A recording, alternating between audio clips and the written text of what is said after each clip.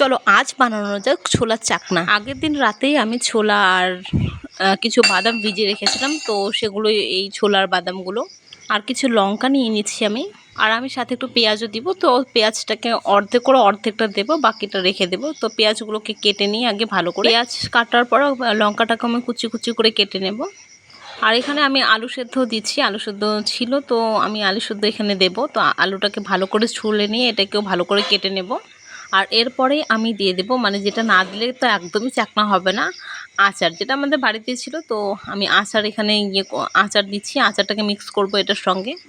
এইবারে আমি আচারের সঙ্গে আলু, ছোলা, পেঁয়াজ, লঙ্কা এগুলোকে একসঙ্গে ভালোভাবে মেখে নেব, সাথে একটু লবণ দিয়ে নেব। তো লবণ দেওয়ার পরে কেউ যদি চাও চিনিও দিতে পারো, যেহেতু আমি চিনি একদমই পছন্দ করি না, মিষ্টি পছন্দ করি না, তো আমি এখানে চিনি দিচ্ছি না।